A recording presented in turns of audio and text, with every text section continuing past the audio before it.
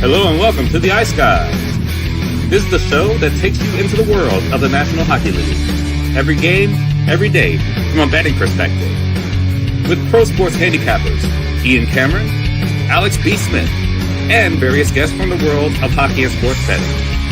And now, here's your host, Ian Cameron.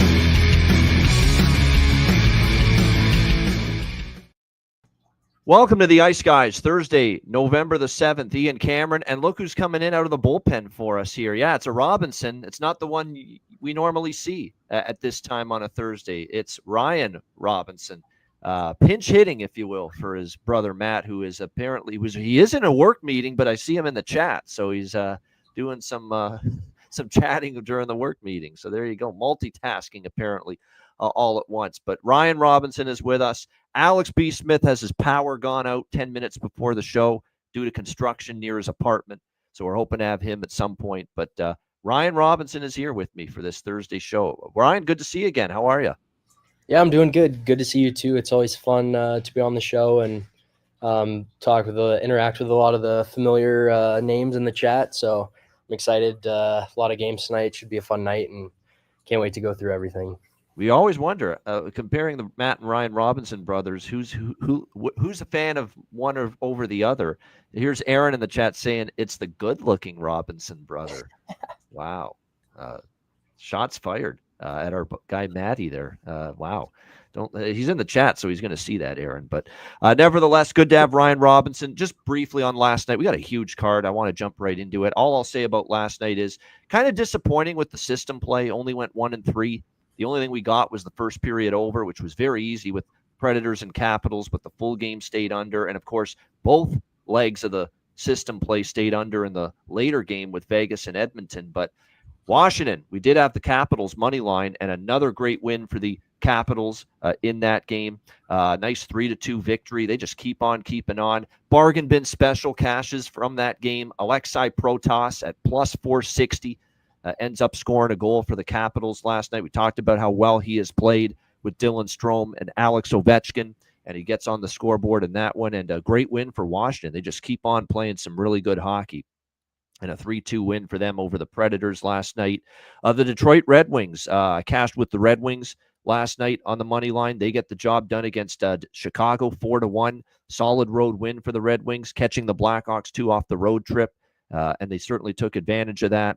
Red Wings with a nice 4-1 win. And then a great game with Vegas and Edmonton. Back and forth, very even. The only thing I wish was that we had the overs hit in that game, but it was still very entertaining. And Vegas, thanks to 2 Noah Hannafin third-period goals, including the game winner, ends up getting the 3-2 win over the Edmonton Oilers last night. So great win for Vegas. Again, we warned you yesterday on the show about don't chase the bad price with Edmonton. I know everyone was running and they couldn't get enough money down on Edmonton once Connor McDavid was ruled in returning, and then all of a sudden they lose as bigger favorites after the McDavid news. So again, that's crazy how that happens in hockey, basketball. It doesn't matter the sport. Team gets the star player back, they lose the first game. It's like everyone relaxes and it just thinks, hey, we got our guy back. It's going to be easy breezy tonight. And Edmonton not able to win in Connor McDavid's return to the lineup. Ryan, is there anything you wanted to mention from last night? No, it was interesting to see Nashville's struggles continue. I think it was awesome to see Ovi get one. I was mostly paying attention to that Detroit-Chicago game just because, the narrative with Patrick Kane back in Chicago. I figured they would want to get one for him. So that was good to see. And then, that Vegas Oilers game was entertaining, back and forth, as you mentioned. 2 teams with a lot of firepower. Sorry, my cat's making an appearance, but that was interesting to see. So not many games last night. Not a ton. That was your hand for a minute. I'm like, that's one hairy fucking hand you have. Yeah. But yeah, it was that Detroit win was good for me, and it was fun to watch. So. No doubt. All right, let's get right into it because this is a huge card. We'll just jump right in on this huge Thursday slate. We've got 12 games on tap. We'll start with Nashville and Florida. Very good matchup. Well, thought coming into the season was really going to be a good matchup, but the Nashville Predators are not playing good hockey. They lose again last night, back-to-back for them. We've got Florida coming back home off the Finland 2 games against Dallas. They swept the 2 games against the Stars. Florida minus 200 home favorite, 6 the total in this game. We got a back-to-back for Nashville, struggling. I'm not rushing to bet them, but we've got Florida coming off the long trip in Finland. That being said, back-to-back situations, what do we often say about those teams? That they can be a little bit fresher, a little bit better early in the game. Second and the third period, the longer the game goes on, that's when they start to lose their legs. That's when they start to peter out a little bit. Will we see that here tonight in this matchup with the Predators and the Panthers? I actually think you can make a case for Nashville first period, and I like the angle of taking Nashville a little bit here in the first period. Just to jump on Florida coming off the long European excursion, first period hitting the ice. They may not be sharp right away, and you might get Nashville coming off the hard-fought, tough loss last night to Washington 3-2, to be able to at least come out and give a good, strong 20 minutes against a Florida team that, look, to be honest, in this spot may need a period, to get their legs under them just a little bit. So I like the angle of Nashville first period. I am on that. I'm on a little piece of the Nashville team total in the first period as well. Just the first period with these looks, not the full game, because I don't trust Nashville for the full game, especially on a back-to-back. Florida is the better team, and Florida's been playing some terrific hockey, there's no doubt. But I think I'm willing to take a little chance here early in the game that maybe Nashville can catch Florida, not at their best early in the hockey game, coming off the 2 games over there in Finland. So I don't mind those 2 looks. And again, Nashville team total, just minus 135 at BetMGM for Nashville to score a goal in the first period. Yeah, I don't mind that whatsoever. So the first period look for Nashville, I don't mind that whatsoever. But again, I'm not trusting this team for the full game right now. What do you think here? And I like the over a little bit here as well. Over 6 in this game, just because, look, I think Florida could be a little more lax defensively coming off the road trip. We've got also a backup goalie in Scott Wedgwood getting the start here for the Nashville Predators. Been okay. He's been had some decent outings, but he's also had some inconsistency in the few starts that we have seen him in net for the Predators so far this season. Bobrovsky will be in net, of course, for Florida. I think we can see this one go up and over the total. Let's also not forget that Florida has been trending over the total, believe it or not, in recent games. Their offense has really been humming during this great stretch of hockey that they have put together. Florida's gone 3-1 to the over in their last 4, 7-3 to the over in their last 10. And believe it or not, if you look at Nashville too, even though they've been trending under, they have been a team that's been giving up goals, 3 goals or more consistently. I think they do score a few tonight. So do like this over 6. And like I said, I like those Nashville first period looks. One thing I want to keep in mind, I am on a few overs tonight, but not as many as normal. The NHL has seen a huge surge to the under the last 3 nights, excluding pushes. Okay, excluding pushes, totals have gone 11-3 to the under in the last 3 nights in the NHL, Monday, Tuesday, and Wednesday. So we have seen a big avalanche of unders in the NHL the last 3 nights. Excluding pushes, 11 games have gone under and only 3 games have gone over the last 14 nights. So we'll see if that trend continues or if there's going to be maybe another pushback from some higher scoring games here tonight and moving forward. Ryan, anything here for you? Predators, Panthers. Yeah, there's a couple small things I like. I couldn't agree with you more on that. I know you mentioned Florida maybe starting off a little slow. I'm going to take a similar approach to Dallas just because both Florida and Dallas are coming back from Finland and, having 4 or 5 days off, whatever. Florida is coming off not only the trip, Ryan, but they're satisfied. Those were two wins. They took both games from Dallas. So I really think they're more vulnerable to the slow start tonight. Yeah, especially just coming back from that travel, having for those 4 or 5 days off. You see teams start a little sluggish sometimes in the first period. So I really like that Nashville team total first period over half a goal at I'm seeing minus 135, minus 140 range. I think that's a really good look. That way you don't have to worry about, if the period ends 1-1 or taking Nashville puck line or anything like that first period. You just need them to score a goal. I do lean the full game. I think Florida will start to pick it up in the second, third once they get, back in the swing of things. So I do like their team total a little bit over 3.5. I know you mentioned Wedgwood might be starting. So yeah, I think Florida, I wouldn't be surprised if maybe they start off a little slow and it's a, 1-0 Nashville first period or 1-1, something like that. And Florida kind of storms back and dominates, later in the game, especially because Nashville played last night. And usually as the game goes on, when you played back-to-backs, your legs kind of wear down a little bit. So those are the two looks I'm really liking right now. I might look at a couple player props, but I'm big on that Nashville, that first period team total over half a goal. Yeah, that I like. You know what? I'm turning this into an over by Fecta because I just remembered, and Chris Otto's charts pointed out 10-3 to the first period over this year, the Florida Panthers. In fact, they're tied with Colorado, the biggest first period over team in the NHL so far. The Panthers and the Avalanche, both 10-3 to the first period over so far this season. So I'm going to turn that. I was going to put it all on the full game over. Now I'm going to split it with first period and full game over with Nashville and Florida upon remembering that. As far as player props for this game, I'll throw out, again, Mackie Samoskiewicz's name for the Florida Panthers. This is a guy down the lineup with some good skill. I know he got on the board in one of the games against the Dallas Stars over in Finland. This is a talented player. He's got finishing ability. We're just waiting for it to become more consistent, but starting to find some offensive punch, which is good to see. I think Evan Rodriguez might be worth a look here as well. He got off a little bit of a struggle for him, but he got off the schneid over there in Finland as well. I definitely look at props involving him in this game. Lundell and Luostarinen have gone back to the third line, so we'll see there. But especially Samoskevich and Rodriguez, those are my favorite props there for Florida. For Nashville, Thomas Novak and Colton Sissons both banged up. We'll see if they play. So they could be a little short-handed at the center ice position. Those are both centers for them, too. So you definitely want to be aware of that. Forsberg, O'Reilly, Stamkos, Marchessault, Nyquist. They've split up Forsberg, O'Reilly, and Nyquist. I think they realized we got to try to get some more balance in our lineup offensively. That's the thought process for Brunette. We'll see if it works here moving forward. All right, Calgary, Boston. We've got the Bruins minus 145 home favorites, 6 the total. I did take a piece of Calgary when this line was upwards of plus 160 this morning, but it has plummeted. Plus 125 now. Huge move. I just thought Boston was overpriced initially in this game, so I did grab Calgary. Calgary, by the way, beat Boston twice last year. They won 4-1 in Boston, 3-2 in overtime at the Saddledome against this Bruins team. But again, I thought plus 160 just overpriced. Now at this number, I don't like Calgary as much because now it's priced more accurately.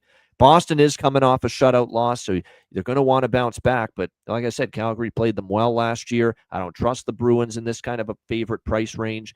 But what I do trust in this game is the system play. Off a shutout loss for the Boston Bruins, the system play is in effect, and we're going to go back to the well with it. Even after last night where we only had 1 and 3 with the first period and full game overs with the 2 system plays, we're still looking at 19-6 first period over, 15-7-3 full game over this year with this system. Teams off a shutout loss with the overs. So over by Fecta for me, Flames and Bruins over 1.5, over 5.5. I actually got over 5.5. It's gone up to 6 since, but still like it 5.5, 6, regardless of what you can get with the full game plus the first period over, and a smaller bet for me on the Flames as a big road underdog. What do you think here, Ryan? Calgary, Boston. Yeah, I definitely like that first period over. I also tend to agree with you. I kind of lean Calgary. Boston hasn't been great, especially at home. They have had some early season struggles, and so I agree. The plus 160 or whatever you found Calgary at was obviously a much better price, but I still tend to lean Calgary. Boston got I think it was 4-0 to Toronto a couple nights ago, so they are coming back home. They'll want to have a better start, and I just tend to lean Calgary. I think Boston hasn't shown me enough yet to want to take them minus 145, even if they are at home. Yeah, I agree with that. And by the way, I think Jonas Korpisalo's announcement, him being in net tonight, probably had something to do with the move to Calgary as well. Although he hasn't been as bad as people think. People think of him as a weaker goalie. He actually hasn't been that bad the last few games, but it's just the whole entire Boston team that it's hard to get behind them. Maybe not so much now because, again, the line has moved so much. But when it was minus like 180 with Boston earlier this morning, I mean, that's when I took Calgary. I'm like, they're just overpriced at minus 180. So that's why I looked at Calgary. Now, it's priced more fairly and accurately compared to what it was. As far as props in this game, Dustin Wolf, by the way, hungry like the wolf. Dustin Wolf in net here for the Calgary Flames in this one. As far as props go, Zary and Kuzmenko are with Kadri on the top line for the Calgary Flames. They might be worth a look. Tyler Johnson, second game now with the Bruins with Zacha and Pasternak. I think Tyler Johnson's worth a look because he's going to be given an opportunity to try to spark that top line for the Boston Bruins. I don't mind taking a shot with the old vet, Tyler Johnson, here as far as props in this game. All right, we move along to the Pittsburgh Penguins taking on the Carolina Hurricanes. We've got Carolina, obviously massive favorites here in this game at the minus 250 price range. The total in this one, 6.5 across the board. Carolina gets the win, not one of their better defensive efforts the other night against Philadelphia, what turned out to be one of the highest scoring games of the night in the NHL on Tuesday. But the Carolina Hurricanes do get the win over the Philadelphia Flyers. We'll see if they can follow that up. It's been one hell of a streak for the Hurricanes, 9-1 in their last 10 games on a current 7-game win streak. Certainly no interest in fading this team on a win streak currently. Pittsburgh, meanwhile, just 2-7 in their last 9 games. They had won a couple in a row at home against lesser competition, against Anaheim and Montreal, and actually played some better defensive hockey. And Nedeljkovic had played pretty solid in net. But coming on back now against the New York Islanders, they lost 4-3 in a shootout. Very disappointing because it looked like they were looking promising to get their third straight win, and then they just blew the lead in the third period, and the defensive issues reared their ugly head. Holmstrom gets a power play goal. J.G. Pajot ties it, and then the New York Islanders end up winning it in a shootout over the Pittsburgh Penguins. We'll see if the Penguins can bounce back. One thing I will say about Pittsburgh is in Carolina, it's not been easy for the Hurricanes. Hurricanes, beat in Carolina last year, won 3-2 in overtime against this team, so it wasn't very easy. We'll see if Pittsburgh again can bounce back. I did sprinkle a little bit, just a little bit, on the draw in this game. I don't have it in me to take Pittsburgh. I don't want to take Pittsburgh. I don't want to go against this win streak of Carolina, but the Penguins have been playing hard. I'll say that. That's the best thing I can say about the Penguins. They suck. They're not winning. They're not very good defensively, and they can blow leads, but they're competing. The effort's there, just not very good. That's the issue. And the one thing about Carolina is sometimes when you go through these long win streaks and you're facing lesser competition, you sometimes feel that, you go through the motions a little bit. It felt like that for the first time against Philly. Like that was not Carolina's A game, but right now, Kolosov is a disaster in net for the Philadelphia Flyers, that it didn't matter. That Carolina is still just based on talent and their ability to finish. And Marty Necas, who's been an absolutely great move into the country. Gonna meet me, Marty Necas. Marty Necas has been absolutely great for this Hurricanes team. Phenomenal. Great game the other night as well. And like I said, it wasn't one of their better defensive efforts, but because the Flyers can't get a save from anyone not named Samuel Ersson right now, Carolina was still able to get that win. We'll see how they fare here. Very interesting under the radar storyline in this game is that Alex Nedeljkovic, who started his NHL career with the Carolina Hurricanes, gets to face them, his old team, tonight, as he'll be in net for the Pittsburgh Penguins. We expect Pyotr Kochetkov again in net for Carolina. Freddie Anderson remains out. Although Rod Brindamore did hint at the fact that Spencer Martin, who's gotten the call up from the American Hockey League because of the injury to Freddie Anderson, will get a start at some point. Is tonight going to be the night that maybe we see Spencer Martin? That remains to be seen here because he is the guy currently backing up Kochetkov. But for now, it's looking like it's going to be Kochetkov here. We'll see how this one plays out. Just the draw for me as of now. That's it. And the total I don't love, I'll be honest, because I think Carolina wants to tighten up. I don't think they love the way they played defensively the other night against Philadelphia. So I'm off the total. I do like the draw a little bit here in this game, just because I think, we could see a close one. And Pittsburgh, hasn't been winning a lot, but I like the way they've been at least competing the last couple games. What do you think here in this one, Ryan? Penguins, Hurricanes. Yeah, I differ a little bit from you on this one. I think I'm liking that Carolina puck line -1.5. I just think, they have a lot of firepower. They're playing at home. Pittsburgh has been resilient, but they have, terrible start, as you mentioned. They've struggled to string 60 minutes together. I think Carolina could blow it open at home and, see like a 4-1, 4-2 type game. So yeah, that's kind of what I'm leading with this game. There are a couple player props I'm going to be looking at as well. I know someone mentioned Natchez. I really like his point props usually, and then Jarvis as well. So there's a couple guys I'm going to be looking at. Not sure if I'm going to take their goals or their points. But yeah, I'm kind of leaning that Canes -1.5. I just have a feeling that they're going to show up at home and beat a struggling Pittsburgh team.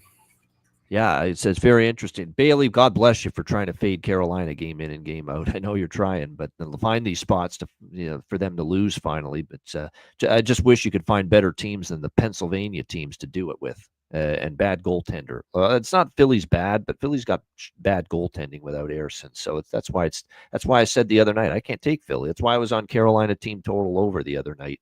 This goaltending not named Sam Ersson for them is none of it's any good. Right now, and it came back to bite him again against Carolina. Now, the one thing, and that's kind of why I think Pittsburgh might be in this game, is I think I'm not a big Nedeljkovic fan, but I'll even give him some credit. He's certainly been a little bit better than Jari and Blomqvist, the other goalies. And he's going to be facing his old team. I could see him wanting to play well here. 2.76 goals against, 900 save percentage for him so far this season. Nedeljkovic, it's not great, but it's not bad either. So we'll see how this one plays out in this one. All right, next up, we've got, as we continue along here, Montreal and New Jersey. We've got the New Jersey Devils, -320, home favorites, the total 6.5 in this game. I mean, these are always the price ranges where I'm interested here in the Montreal Canadiens. And you do have New Jersey coming off the road trip. So it's not an optimal spot here by any stretch of the imagination for the New Jersey Devils. But do we trust Montreal enough? They've now lost 4 in a row. They lost just a terribly painful loss the other night where they give up the tying goal in the final 3 minutes of the third period after they had a goal disallowed where they could have went up 3-1, and Coronado gets it, and then Coronado right off the faceoff in overtime, and they end up beating the Montreal Canadiens 3-2 in overtime. Just a terrible loss right now for this team. So, like I said, I've got concerns about where Montreal is. They're not playing with a lot of confidence. It feels like when they make a mistake, they compound it, and things get worse for them. They're a bit of a fragile bunch right now, so that's what kind of makes me hesitant to take Montreal, even though that price is screaming right now out at me that, hey, Montreal could get the job done. It's also worth noting last year against the Devils in New Jersey, Montreal won here 3-2 in one of the games, and Devils won 4-3 in the other. So Montreal got 3 goals in both games. I kind of feel Montreal's team total at plus, and you don't get this every day, Montreal's team total over 2.5 at plus money here against New Jersey. I really do think that's a good look. I prefer that than the team total, than the money line, because, Montreal is still, when they make a mistake defensively, it is bad. And if you give up the puck and you make defensive breakdowns in coverage against a team like New Jersey with the offensive capabilities that they have, especially up front, when you look at Meyer and Hischier and Mercer, Palat, Hughes, Bratt, and even, your fellow Texan there, Stefan Nason with Cotter and Holla, they can get on the board too. So you just can't make those kind of mistakes defensively against a team like the Devils, and expect to get away with it. Sam Montembeault and Jacob Markstrom confirmed in net. That's pretty much it for me. I like a little bit of a Montreal team total, over 2.5 here in this one. I think they're in this game. It's not an optimal New Jersey spot, as I said. They're coming back from a road trip that treated them well. They took 2 of 3 games. They shut out Vancouver, and they shut out Edmonton 3-0. 2 of the 3 wins on that trip. Back home after that trip, not exactly, like I said, bet on spot. They play the Islanders, a regional rival, after this. There's reasons to think Montreal could be live, but I just prefer the team total pathway with Montreal rather than the money line. What do you think here, Ryan, with Habs Devils? Yeah, so I'm looking at, let's see. I'm thinking I'm kind of staying away from that full game over, kind of like you. I do like that first period over, though. I think, the Devils have Obviously the firepower to put up 2 goals by themselves in the first period. Haven't been super impressed with Montreal defensively either. You said you touched on a little bit. They've struggled defensively, and when it rains, it pours. I'm kind of I'm seeing that first period over around -140, -145. I like that. I might take a small chance on that first period over. Another thing I like is I'm seeing Heischer at 2+ points at +220. And so I'm back and forth between him and Hughes. I think, with the struggles the Canadiens have defensively, I think either one of those guys could, put up 2 points tonight, and whatever power play, even strength, whatever it is. So I'm looking at those guys right now. I'm kind of back and forth between those two, but those are a couple small looks I like. I think I'm going to stay away from the full game over, and then obviously not laying anything on -320. I know you mentioned you might take a small chance with the Canadiens plus 260, or their team total. What 2.5? Is it over 2.5? Yeah, 2.5 at a plus price. I want to point out. You don't get that every day. 2.5 and plus money on a team total.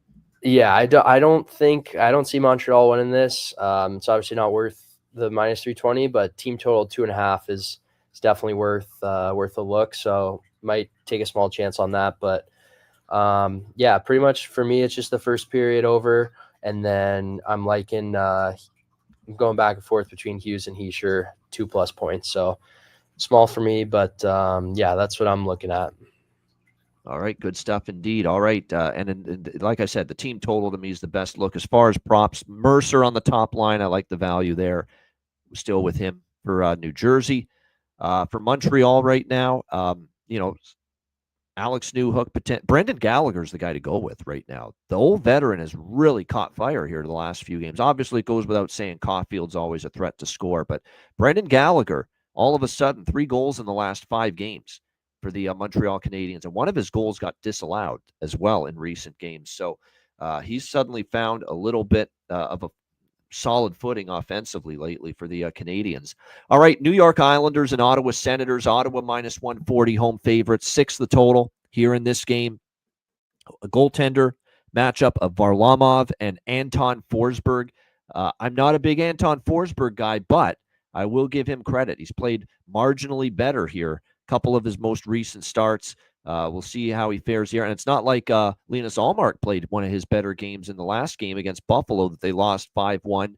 Forsberg back in net, and Forsberg had a shutout in his last start against the Seattle Kraken over the weekend. So we'll see how this one plays out. I like this spot for Ottawa. I do. They're off that 5-1 shellacking at the hands of the Buffalo Sabres.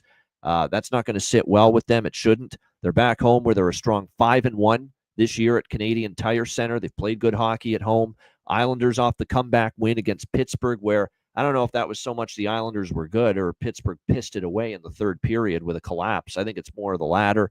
I don't want to give the Islanders too much credit for coming back and winning that game. I think this is an Ottawa spot to me. I'll lay the buck 35. 34-35 is what we see right now with the Sens in this game.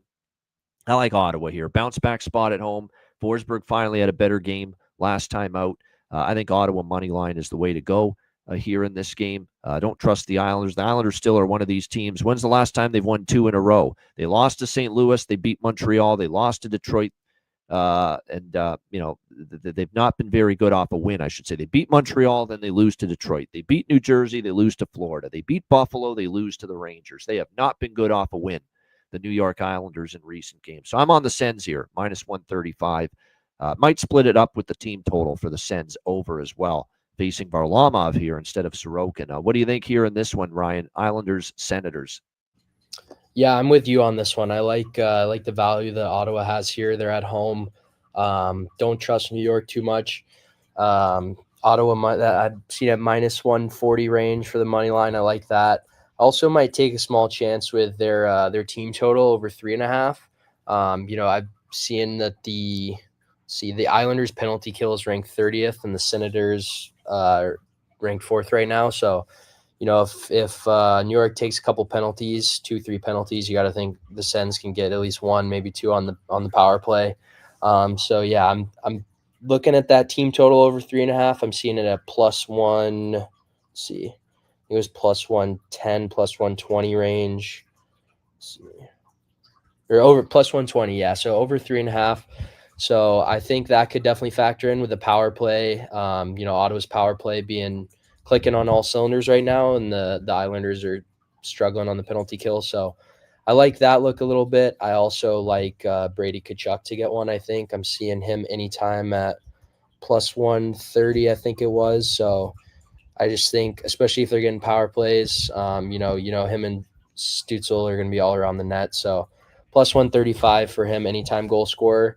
Those are the three things that I like. I'm big on Ottawa this game, so that's pretty much what I'm looking at right now. I went back and looked, and I did because that's a good point that Dave mentions. What about Ottawa first period puck line? They've had 6 home games. They've led after the first period in 4 of those 6 home games. And in fact, it's the last, I believe, 3 straight home games where they have led after the first period. The Tampa Bay home game, they won 5-4. They led after the first period. The 8-1 game against St. Louis at home, they led after the first period. The Seattle game on Saturday, they led after the first period. So they have been getting off to good starts. 3 straight home games, they have led after the opening 20 minutes, the Ottawa Senators. So I might tack on a little Ottawa first period puck line here for some extra value. Coming off the Buffalo loss, again, they've led after the first 20 minutes in the last 3 home games that they have played. So -0.5 +174 at Pinnacle for that first period puck line on Ottawa. I'm going to add that to the portfolio a little bit. Because that's good value, along with the money line. Split it up between the two. All right, good stuff. As far as props for this game, for the Ottawa Senators, it looks like I would go with Ridley. Gregg's got value as well right now up on the top line right now for the Ottawa Senators. Adam Gaudette finally didn't score the last game against Buffalo, but nobody did for the most part. They only got 1 goal in that game, but it's hard still to shy away from at least putting a couple of bucks on him right now. Jean-Gabriel Pageau and Anders Lee are on the top line. There's probably value with both of them. Simon Holmstrom finally scored now that he's down on the third line. Couldn't do anything. All the chances he got on the top line, finally does score for them last night. And Siplikov, who we've talked about quite a bit, there's still value with him. All right, Buffalo Sabres and New York Rangers. We've got the Rangers -190, home favorites, 6.5 the total here in this game. Buffalo has been a team that has consistently, especially when they've played the Rangers at MSG, been a really tough out for the Rangers. I can't explain why that is, but it always seems like Buffalo gives them a tough game. Will that happen again tonight is the question. As far as goaltending, Ukko-Pekka Luukkonen picked up back a Pickle Peppers in net for the Sabres, and we've got Igor Shesterkin for the New York Rangers here in this one. Rangers have won back-to-back against the Islanders and the Senators in this homestand. They didn't play well against Ottawa. Shesterkin bailed them out. They played a lot better against the Islanders, and in that game, that was the game Laviolette made a lot of line changes going into that Islanders game, and they paid off. He put Lafreniere with Zibanejad and Panarin, Cooley with Trocheck and Riley Smith, Kreider, Hedl, and Kakko, and there was great chemistry. It worked. It was a really good jolt that was given to this New York Rangers offense. We'll see if that continues here in this game. There's a couple bets I like here. I like the draw, and I'm taking a shot with Sabres money line, believe it or not, in this game. I am. You look at it at Madison Square Garden, 3 meetings at Madison Square, the last 3.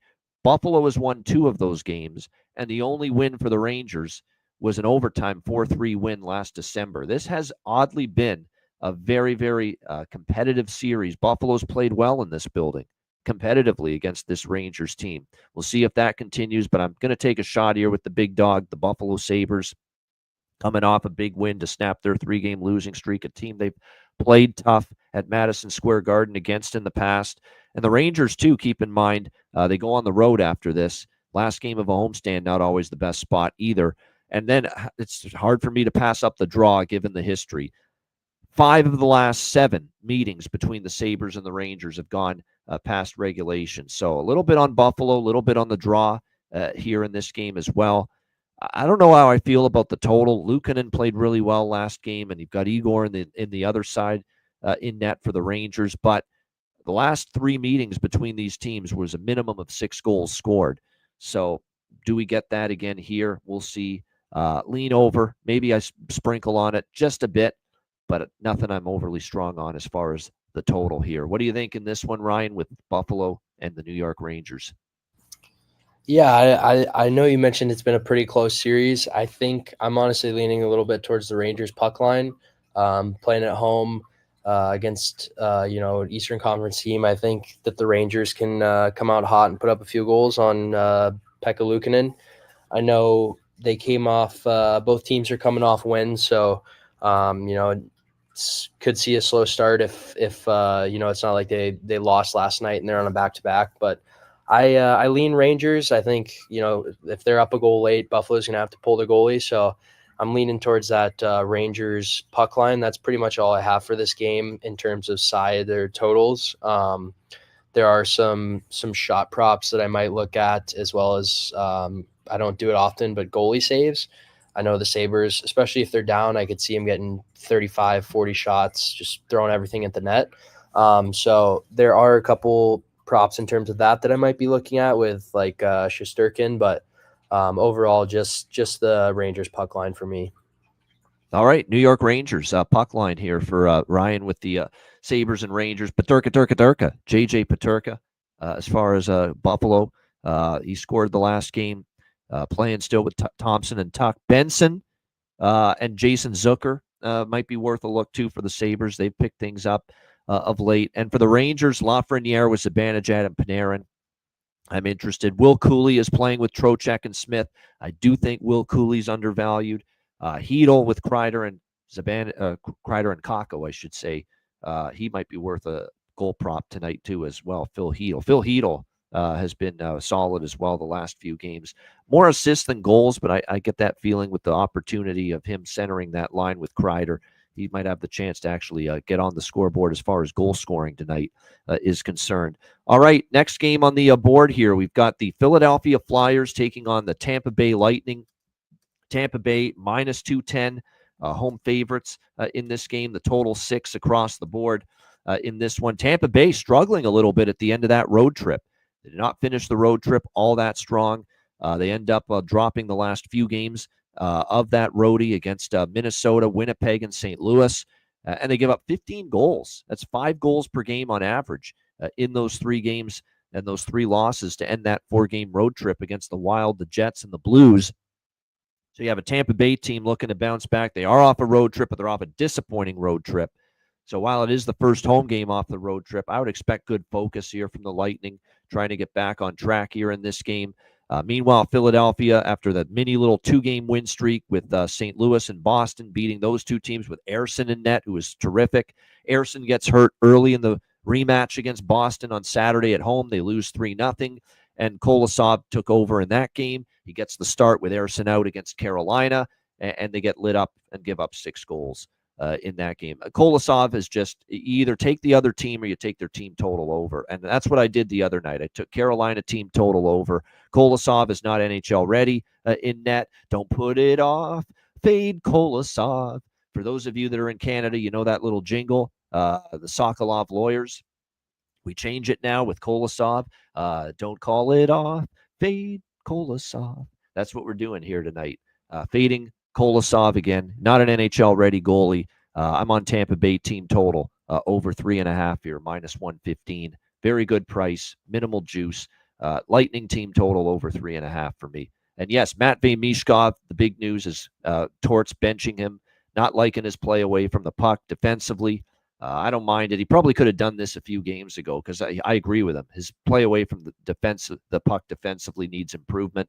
And we're going to see how this one plays out. But I think the full game over I like a little bit too, but I'm a little more concerned about Philly chipping in offensively, although Tampa's not exactly keeping the puck out the last few games. So I might tack on the over 6 as well, but I like the Lightning side of it even more, the team total over 3.5. Again, Kolosov's just not ready, in my opinion, to be an NHL goalie right now. Maybe down the road, but not right now. What do you think here, Ryan? Philadelphia, Tampa Bay. Yeah, I'm right with you. I don't think Kolosov's quite ready yet. Philly in their two of their last three losses, they've given up 6 goals and 4 goals. So, especially Tampa's been on the road for 4 straight games. They're coming home. They're going to be fired up at home. I definitely like that Tampa team total over 3.5 at plus 115, plus 120. So that's all I'm going to be on for this game. But yeah, I think Tampa comes out hot. Can definitely see them scoring 2 goals in the first period, being back at home. So yeah, that's what I like most out of this game. We're not sure actually if it's Kolosov yet. I thought he was confirmed already. It won't be Ersson. Which means I still like the Lightning team total over. It actually could be Fedotov that gets the start. Cool, bring it, bring him on. He stinks too right now. So I've got no issues right now with if it is Fedotov. He hasn't been any better. In fact, you might even say he's been worse. 5.35 goals against average, 821 save percentage. Holy mackerel, terrible. So yeah, Lightning. I still like Lightning. It doesn't affect me either way. If it's Kolosov, we like Lightning team total over. If it's Fedotov, we still like Lightning team total over. And I think I like the full game over, but not quite as much. But we'll get in on the full game over here as well. Prop wise in this game here with Tampa and Philly. Now Braden Point, we'll see if he is back. He was obviously a late scratch the other night for the Tampa Bay Lightning in the game against the St. Louis Blues. See if he's able to return tonight. Doesn't look like it. So it's going to be Hagel, Cirelli, Kucherov. I still think Mitchell Chafee and Nick Paul on the second line are good value props for Tampa Bay tonight. For Philadelphia, Morgan Frost maybe. We've got Anthony Richard here, who's been called up from the American League, by the way, and he's going to get an opportunity on the second line. So John Tortorella throwing him into a top 6 role right off the hop with Frost and Tippett. So maybe there's a little Anthony Richard value here tonight for the Philadelphia Flyers getting this opportunity in this spot here tonight. All right, next up, we've got the Utah Hockey Club taking on the St. Louis Blues. St. Louis Utah, I should say, is actually a slight road favorite here in this game. 6, the total across the board. I'll tell you what, I'm giving the Blues their due. I'm a little surprised with the way Utah has been a little bit more well, let's be honest. They've cooled off after their strong first couple weeks of the season. They're now 5-8. They've struggled offensively in some of these games. They're just 1-6 in their last 7 games. The only win was a 5-1 win against Calgary. And St. Louis, look, on this homestand, they beat Tampa, they beat Toronto. Okay, is it a letdown spot maybe for them? But no, I like the way they've played at home. I don't like the way they played on the road, St. Louis, but here at Enterprise Center, they've played some pretty good hockey. We'll see how they fare here in this one. I don't know. I don't want to be on St. Louis now. If I took them against Toronto and Tampa, I'd maybe ride them tonight, but I don't want to take them now. This feels like with what I've seen from the Blues at times this year, the kind of game they could lose, and you would expect Utah after a shutout loss against a very good Winnipeg team to want to bounce back. So I'm off the side. You know what I'm rolling with, though. The system play, it is in effect with the Utah Hockey Club off a loss. We're on the first period over 1.5 and the full game over, which I got at 5.5 with this full game over. It's 6 in some spots. It's over 1.5 minus 114 for the first period, over 5.5 minus 114 for the full game. I am on both of those. Again, the system play, teams off a shutout loss, which is still very strong for the duration of the season. 19-6 first period overs, 15-7-3 full game overs for teams off a shutout loss. System play, that's all for me here. What do you think here, Ryan? Utah, St. Louis. Yeah, I don't have a great read on how the game's going to go. I would lean Utah if anything. I always want to see Utah do well. Josh Doan's my captain, and so I always root for them when I can. But I don't really have a good feel for how this game's going to play out. I do like that first period over for that system play. Other than that, I could see it slowing down after the first period if it's 1-1, 2-1, and both teams kind of settling in. So I don't really have a good read on this. I'm going to stay off pretty much everything except that first period over. And then player props, I like Gunther. He was on a 3-4 game point streak, whatever it was. He's been quiet the last couple games. So I see him for a point at minus 120, -115, -120 range. So I might sprinkle on Gunther a little bit. If they get a couple power plays, he'll be out there. So Gunther, first period overlook, and that's probably it for me on this game, just because I don't have a great feel on it. Yeah, that's totally okay. Nothing wrong with that. This is the game I don't have a great feel for, and it's involving your Dallas Stars here as they take on the Chicago Blackhawks.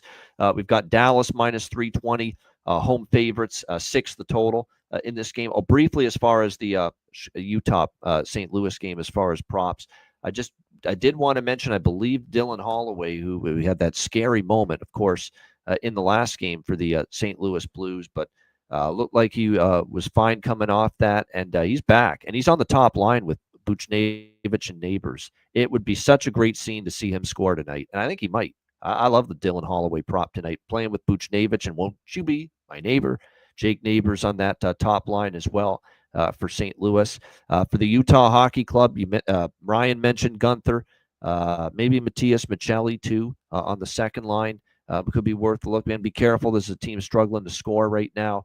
But I really like Dylan Holloway. Top line, back in the lineup tonight after the scary moment the other night. So I like that as well. I don't have anything here, Chicago, Dallas, other than maybe I look at Foligno and Donato, these same two players for Chicago as far as goal props, who've been very good for them lately. But you got Dallas off the 2 games in Finland, kind of like the spot we talked about earlier with the Florida Panthers. It's not the best spot, but the difference is Dallas is off 2 losses in those 2 games against Florida. They might be a little more chomping at the bit than, say, the Panthers. A little more sense of urgency tonight for the Dallas Stars compared to the Florida Panthers coming off those 2 games. So, and look, Chicago on a back-to-back after playing against Detroit last night. It's not a great optimal scheduling spot for the Blackhawks either. And the schedule makers have done them a dirty, quite honest. To be quite honest, because they were on the road. They come home for 1 measly game, and now they're back on the road again on a back-to-back. How do you do that if you're the schedule makers to a team? And unfortunately, they've done that here to the Chicago Blackhawks tonight. So it's a complete and utter pass for me. Total, same thing. Could be an over, could be an under, could go either way with the total, because we've seen some 5-4, 8-1 games with these teams. We've also seen a few 3-1, 3-2 games, 4-2 games. So keep that in mind. So it's kind of been all over the map with the totals as well with these 2 teams. Goaltending for this game, Jake Ottinger confirmed for Dallas. On the back-to-back with Mrazek in last night, we would expect Arvid Soderblom tonight for Chicago, who's actually been better so far this season. What do you think here in this one, Ryan? Blackhawk Stars. Yeah, so I'm staying off either side. Obviously, -320 is crazy. Chicago played last night, so similar to that Florida-Nashville game we touched on, I might take a small shot with Chicago first period team total over half a goal. See it at -110, -115 range. So that's something I might take a look at in terms of first period. I think Dallas is, they lost those 2 games to Florida, but you saw how they started those 2 games with all the travel and having 5 days off when they first got to Finland. So it wouldn't surprise me if they start a little bit slow and let one up early. They haven't been scoring much early either. So that's kind of why, same thing, like I said, we talked about with Nashville and Florida. Nashville and Chicago both played last night. The game could favor them in the first period a little bit early on. They'll be fresh. They'll still be, dialed in, especially because they both lost last night. So that Chicago first period team total over half goal, I think has good value. I don't like any of the team totals with Dallas. They haven't been scoring as much lately, and I don't think there's, great value. To get plus money, you have to take Dallas over 4.5, which I don't want to do right now. So yeah, there are a lot of player props in this game that I like, and will be on right now. Just looking at it, I see Stankoven over half a point, -120. He, from what I've seen from the practice lines, might be reunited with. So Dodon's been with Hinson Robertson this week, and then Ben has been back with Johnson and Stankoven. And you know how good that line looked in the playoffs. They just have chemistry, Ben with the 2 kids. So I think that Stankoven point has good value on it. There's a couple other point props that I'll get into a little bit later. But yeah, for me, it's just a small amount on that Chicago first period, and then a couple of those player props that I'll be looking at. So yeah, that's pretty much all I have for this. There you go. Chicago first period team total. No bias here for Ryan Robinson. No stars bias here. Can't accuse him of that. He's liking Chicago. I think that might be worth a sprinkle too, because I just don't know if we're going to get Dallas and Florida in tip-top, zipped-up, buttoned-up defensive shape in the first 20 minutes of these two games here tonight for them coming off the road trip. Where I definitely could see Nashville potting one in the first period against Florida. I think I could even see maybe Chicago sneaking one in here in the opening period against Dallas too. So I don't mind that. Two guys, yeah, I mean, it's obvious, but I'm looking at Hintz specifically. He had a hat trick against Chicago last year. I know those two like to chip in offensively whenever Chicago comes to Dallas usually. So those two, I think, have good value. I mean, they've been shuffling it up, so I wouldn't be surprised if Dodonov starts with them, and then Wyatt's on the first line halfway through the game, depending on how it's going. So I think those two have a good opportunity to put up some points tonight against Chicago, who's not the greatest team defensively. I know if Soderblom is playing, he's been better as of late, but still, I know Alex doesn't trust him long term. So Hintz is someone I'm leaning to as well. I'm done with Hintz. I mean, he disappointed me in Finland. I thought Finland, he's going to show up there, home country, and there you go, Russell. I'm with you. Amen. Not again with Rope Hintz. You got to show me. It's a show me business now. Show me what you can do here tonight to get on the score sheet, because I thought he would in Finland and he didn't in that game.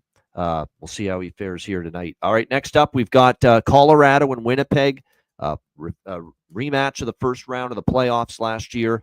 We've got Winnipeg minus 140, home favorites. The total in this game currently 6.5, shaded to the over in this game. Of course, there was big fear, for Colorado coming out of that game against Seattle. I know they got the win against Seattle, but the bigger concern was the status of Cale Makar. He left that game due to injury, and initially it did not look good. But he avoided the worst. He is day-to-day moving forward for the Colorado Avalanche, but they thought this could be a real serious injury, like he was going to miss significant time. But the relief for the Avalanche is that that's not the case, and he is now day-to-day, and in fact, he still might play tonight in this game against Winnipeg, but it will be a game-time decision here for Cale Makar, and obviously is significant to this Avs team. Much worse on the blue line without him. We'll see if he's able to suit up, but they're still very banged up. Now, they did get a jolt and a boost from the return of Arturi Lehkonen. I talked about it prior to the Seattle game. He gets put up there with McKinnon and Rantanen, and suddenly, that is a line that is very formidable again, and he has great chemistry there, but they're still very banged up with other forwards. Miles Wood, Ross Colton have been playing very well. They're still on IR. Drouin's still on IR. Big Val Nichushkin is nearing a return, but it's not quite there yet. And then Winnipeg, wow, they just keep on rolling. And look, what's impressive is, they finally didn't light it up for a change. During this 12-1 start, many of their recent wins, they've scored 4, 5, 6, 7 goals. Finally, they got subdued a little bit on offense against Utah, and they still win and find a way to win a lower scoring game. And they shut out the Utah Hockey Club 3-0, and Hellebuck plays well. I'll be honest, I had Hellebuck pegged wrong. I thought last year I didn't like the way he played down the stretch. Playoffs, he was abysmal. Preseason, he didn't look that great, but he has looked certainly very good here in the regular season going into this one. Obviously, this is Winnipeg's first crack at Colorado since getting knocked out in the playoffs in the first round last year by this Avs team, where Winnipeg won the first game. And then, of course, it was 4 straight for the Avalanche after that. So, this is a circled game, you could say, on the Winnipeg schedule. But I like their form. And by the way, what drew me toward Winnipeg here was Georgiev being in net. We have no qualms fading this guy. He's back in net, 1-4, 4.62 goals against average, .822 save percentage. He has given up at least 3 goals in every game.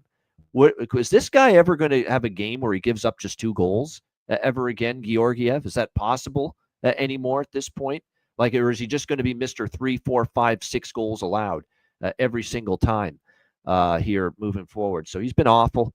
I'm on Winnipeg money line minus 140. Winnipeg team total over 3.5, and I have the over by Fekta And I'll take one step further, over trifecta here in this game. First period over, full game over, both teams to score first period. So 5 bets on this game, over trifecta for me, and also on the first Winnipeg money line, Winnipeg team total over 3.5 here as well. What do you think here in this one, Ryan? Colorado, Winnipeg. Yeah, I'm big on Winnipeg as well. I think I like that, the value in the money line. They're playing hot. Hellebuck has been unbelievable, and they're at home. And as you mentioned, Colorado is missing so many top 6 guys. They're banged up, and I think it's going to be tough for them tonight going into Winnipeg. Something I really like is not only the Jets money line, but their team total over 3.5 at that -110. I think that's a good price for the team as hot as them that's at home, playing a Colorado team that hasn't had the greatest start to the season, on top of injuries piling up one after the other. So I do like Jets money line here, as well as their team total. Kyle Connor's been hot, so I'm going to play around and look at what value I can find with his props. Their power play has been pretty lethal, so those are the few things I'm going to be looking at. I don't really like too much on Colorado here, especially with Georgiev starting. You just can't trust that guy. Even when he plays a pretty solid game, it seems like he gives up 1 or 2 early, and so you never really know. So yeah, that's another big reason why I'm big on Winnipeg here, is Georgiev on the road, especially on the road, is just not been sustainable for Colorado to win games. So. Yeah, and Onanen needs a break, so you can't go to him again, and that's why. And Kokkonen, forget it. He's not someone that Jared Bednar can trust. You're stuck. You got to go back to Georgiev and keep your fingers crossed and hope for the best. And you've been getting anything but the best from Alexander Georgiev this season for the Colorado Avalanche. So yeah, we'll as far as props go, in addition to the Jets money line and team total and the over trifecta, I like Winnipeg. I like Velarde. Ehlers has been excellent for this team, no doubt. And then for Colorado, I do think Colorado will score a few tonight, or at least a couple. Arturi Lehkonen, Kiviranta with Middlestat, and O'Connor's probably got some value. And how about Ivan to score another goal for this team? Because Ivan, I'll tell you what, 2 goals in the last 3 games. We're starting to see him get a little more comfortable out there for the Avs. So I think Ivan and Lehkonen are my 2 favorite goal props tonight for the Avalanche here in this one. All right, we got 2 games left. Vancouver and Los Angeles.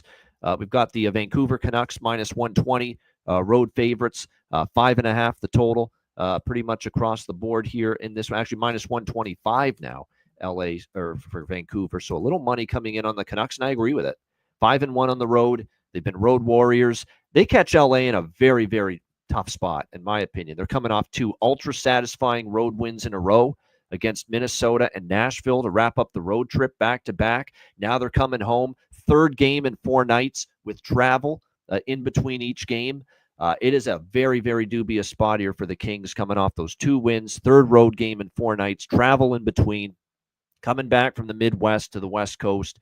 Vancouver, this great run they've had on the road, 5-1. They won in LA last year as well in one of the games. I like the Canucks here, -120 in this game. That's about it. Vancouver -120. And I don't even mind with them having Lankinen in net. Kevin Lankinen's actually played very well recently for the Vancouver Canucks. 6-0-1 with a 2.09 goals against average and a .923 save percentage. So we got to give the former Blackhawk and former Nashville Predator, Kevin Lankinen, a lot of credit.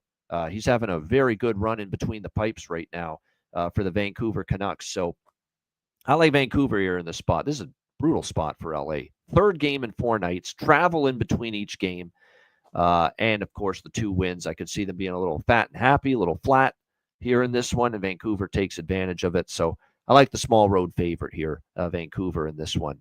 What do you think here, Ryan, with Canucks Kings?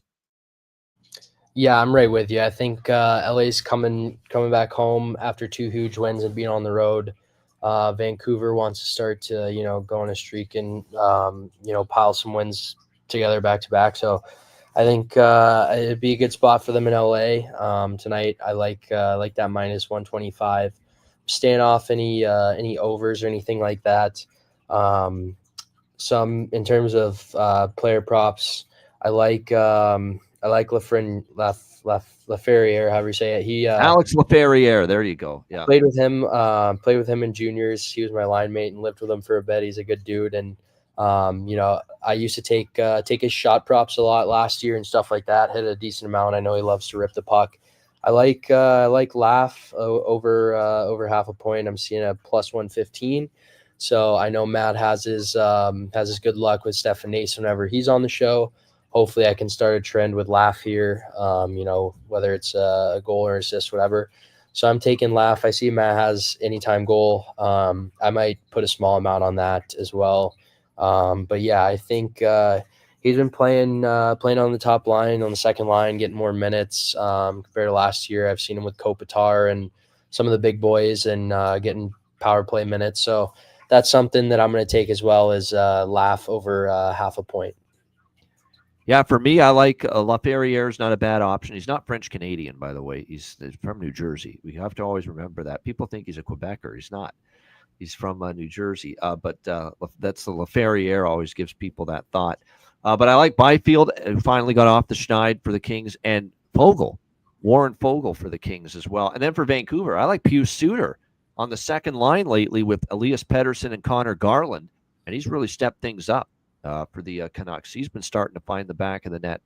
Brock Besser, obviously a goal and an assist last game. I think he's done a lot of damage against the Kings, if I'm not mistaken, as well. So you could go in that direction as well for him.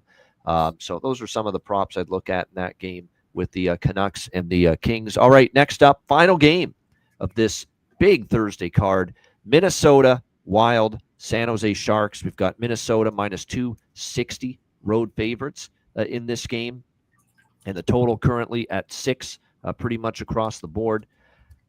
Minnesota off probably one of the worst games they've played all year. At least one of them had to be, with the way they played against LA, a 5-1 home loss to the LA Kings. Tough way to end what was a very good run and a homestand there for Minnesota.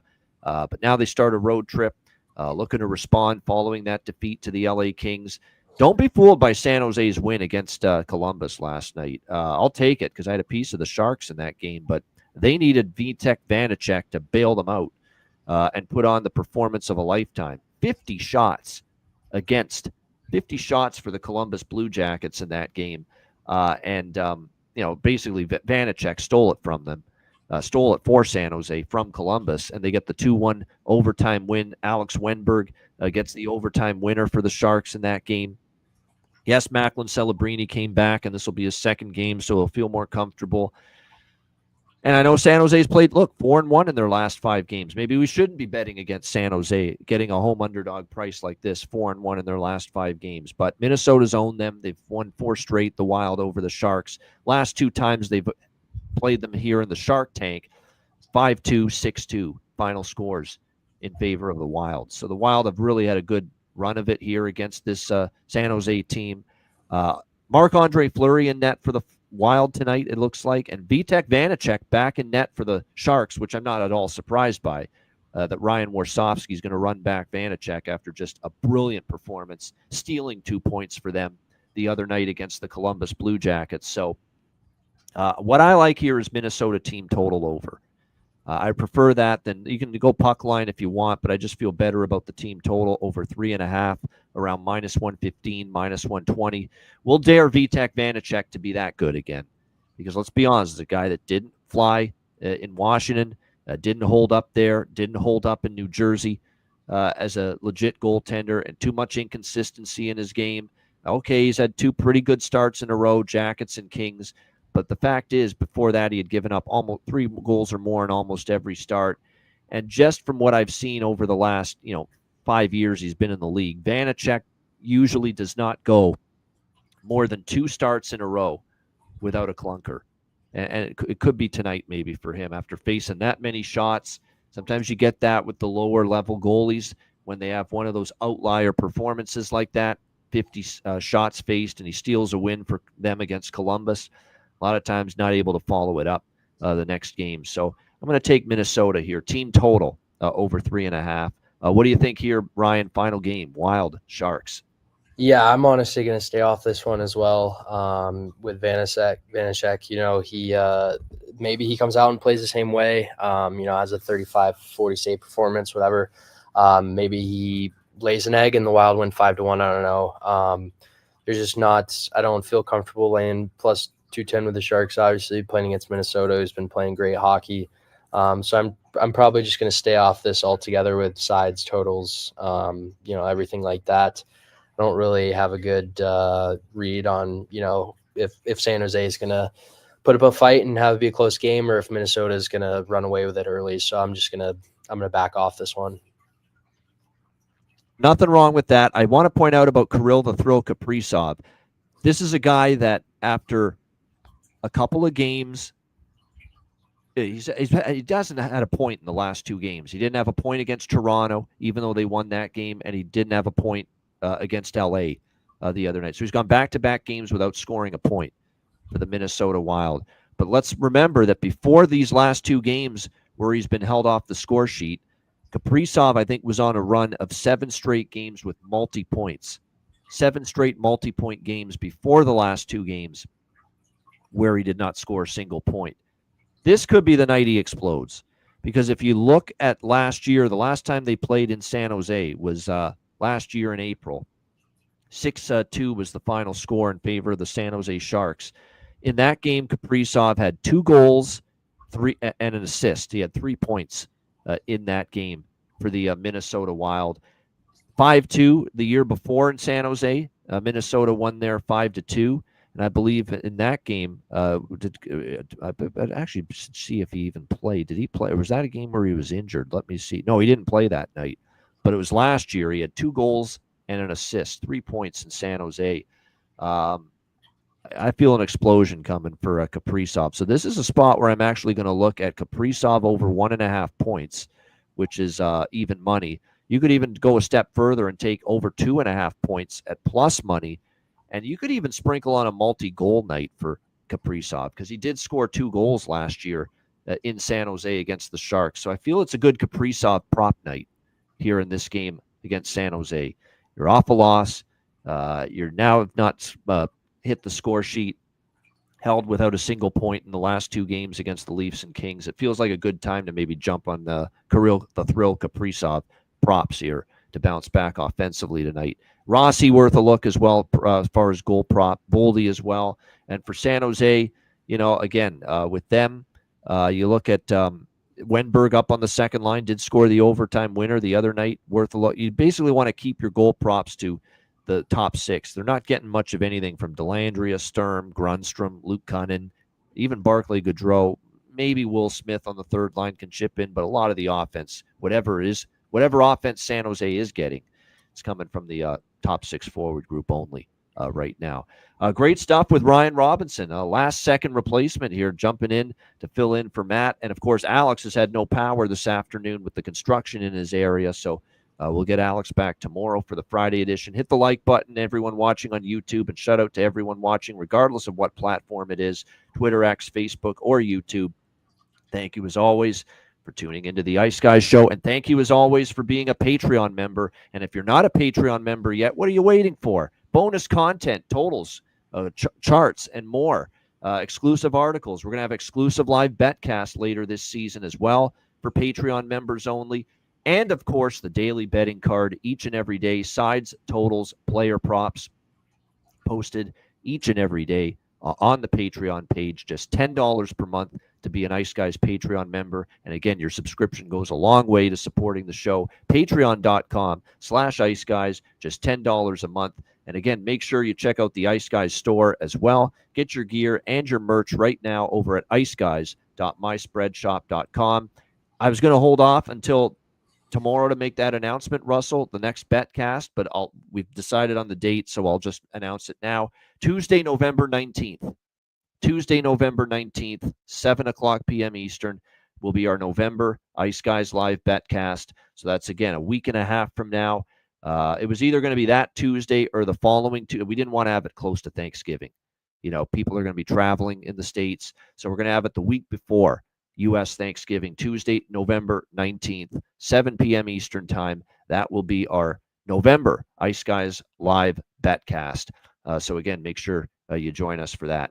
All right, we got bargain bin special tonight. I'm trying to make it 2 in a row, trying to get hot, heat up with this bargain bin special after cashing in with Protoss with Washington last night. So we got bargain bin special of the night and best bets coming up in just a moment, right after we hear from our great Ice Guys sponsors.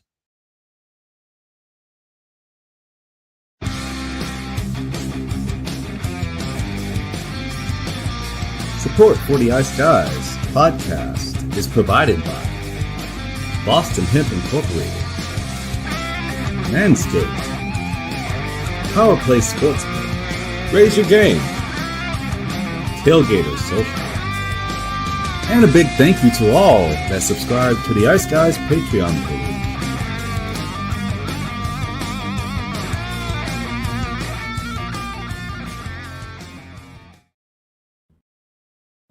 Everyone loves a perfect pair. Bacon and eggs. Thunder and lightning. Mario and Luigi. A hot dog with fries. Ian and Alex B. That's right. Everyone loves a perfect pair. So why not pair up your game nights with Boston Hemp? From exotic flower to concentrates and edible products. You'd be hard-pressed to find a better pairing than Boston Hemp and hockey. Check them out today at bostonhempinc.com. That's bostonhempinc.com. Boston Hemp Incorporated, the official smoke sponsor of the Ice Guys. Void where prohibited by law. Not available outside of the United States. Must be 21 or over to obtain products. Check your local regulations to see if Boston Hemp is available in your area. All right, shout out to all our great Ice Guys sponsors, including, of course, Boston Hemp Inc. You can check them out and get 20% off all orders on the website using the promo code IceGuys at bostonhempinc.com. I do want to point this out because I do get this asked, and Sweet Lou asking about the subscription options for me. I have two. SoBet is one, and the SoBet subscription option with me is best bets only. So I go lower volume there. I try to isolate just the top plays each day in every sport. Again, that is at SoBet. I mentioned it on Twitter X. You can find the link to it there. And the full card subscription option is Dub Club. That's where every wager, no matter how big or small, on a daily basis in every sport, I post it for the full card subscription members there at Dub Club. So 2 different subscription tiers. SoBet, $9.99 per month. It is a best bets only subscription. And then Dub Club, which is the full card, is $75 per month, $200 for 3 months, $400 for 6 months, and then the 1 year is $750. So that is the difference between the two. SoBet, best bets only subscription. Dub Club, full card, every wager subscription. That is the difference between the two. So great question. All right, bargain bin special of the night. Let's get right into it with that. Let's start with the other Robinson, who's apparently too busy to be on the show, but not busy enough to join the chat. Very peculiar. But nevertheless, Matt Robinson, Yoel Kiviranta is going to be his bargain bin special of the night for the Colorado Avalanche. I do think actually he is worth a look. On that second line, of course, they're still a little bit banged up, even though they do have Lehkonen. You can get as high as plus 620. So there you go, Matt Robinson with his bargain bin special. Yoel Kiviranta here for the Colorado Avalanche. All right, Ryan, what do you like here for your bargain bin? Yeah, so I wasn't going to go to the Dallas game, but there is something that I really like. I'm going to go with Matt Duchene, 2+ points. He's had 2 points in his last 3 games, and then the fourth game he had 3 points. So he's been putting up points. He's been consistent. He's probably been their most consistent player. And his line's looks like the best line for the Stars, pretty much every night. So I'm going to go with him for 2+ points at plus 330. He's on that second power play unit. Sometimes, honestly, the first, they've been switching it up back and forth. But, even if I think Sagan's supposed to play, but even if he's not, that line, him, Duchene, Marchment, and whoever's been with them, usually Sagan, have been lights out. So I really like Duchene to keep it rolling. So I'm going to go with him 2+ points. for the bargain bin special. I like that one. All right, mine. I'm going to go with the Will Cooley was a good. That was on the short list, Jason. Will Cooley bargain bin plus 475. That was on the short list, but I did not go with that for bargain bin special. I ended up going with Mitchell Chaffee for the Tampa Bay Lightning. Second line. He's potted a few goals already this season, and I expect Tampa to be better offensively tonight against either It's going to be Kolosov or Fedotov. Right now, some stiff that can't play in net for the Flyers. Bottom line, regardless of who it is, Fedotov or Kolosov. Neither of these guys have been any good.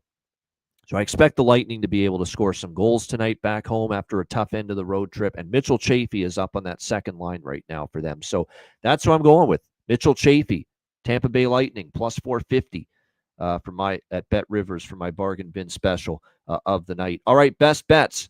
Matt Robinson, his best bet. Nashville, Florida. We got Predators versus Panthers. So got both of them. We got Predators and Panthers. That's the sound effect for both of those teams. Matt's going with the first period over for his best bet, Nashville and Florida, which I like. I mean, again, Florida, 10-3 to the first period over this year. Pretty strong stuff, indeed. So that's Matt Robinson's best bet. The other Robinson, Ryan, what do you like here for best bet tonight? Yeah, so for my best bet, I'm going to head to Winnipeg for that Jets-Colorado game. I'm going to take Winnipeg team total over 3.5. I think, the last three, they won a close game last game, but before that, their last three, they put up 7 goals, 6 goals, 6 goals. So they definitely have the firepower. Depending how you spin it, I like it. Georgiev's in net. Winnipeg's at home. They've shown they can score. And also, you touched on it, but it's kind of a revenge game for them. Obviously, Colorado, upset them last year or knocked them out in the first round. So I look for Winnipeg to be hungry at home and can definitely see them getting to 4. So that's my best bet is Jets team total over 3.5. All right, Winnipeg Jets. Woo, woo, I can almost remember cash and tickets. Winnipeg Jets. Team total over 3.5 for Ryan Robinson and his best bet. My best bet here for this Thursday card. You know what? Totals in best bets for me have hit the skids the last few days. So I'm getting away from totals. I'm giving you a side. The sides were great last night. Detroit and Washington both cashed in for me. I'm going to take the Ottawa Senators tonight. Minus 134 for my best bet against the New York Islanders. A great bounce back spot. Strong record at home.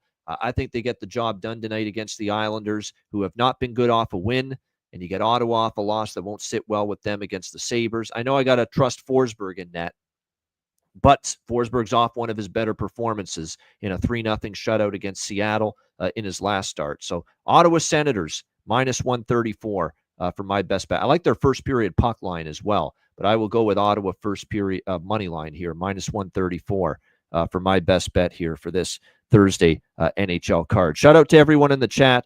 Hit the like button. Appreciate it very much. If you haven't done that, make sure you hit that like button. And again, just to remind you, we've made the announcement of the Betcast date for November, Tuesday, November 19th, 7 p.m. Eastern time. It's a pretty good card that night as well. I believe Florida versus Winnipeg is one of the games on that night, Tuesday, October. That's the Paul Maurice Bowl, you can call that.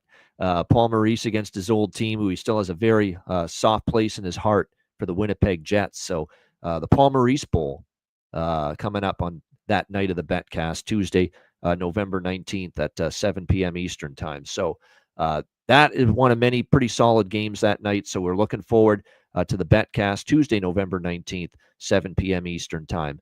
A reminder, the Ice Guys is live 7 days a week, Tuesday to Friday, 2 p.m. Eastern, Saturday, Sunday, Monday, noon Eastern. If you can't watch the show live, download the Ice Guys podcast in audio form on all major podcast platforms, Google Podcasts, Apple Podcasts, Spotify, Stitcher, iHeartRadio, Amazon Music, and more.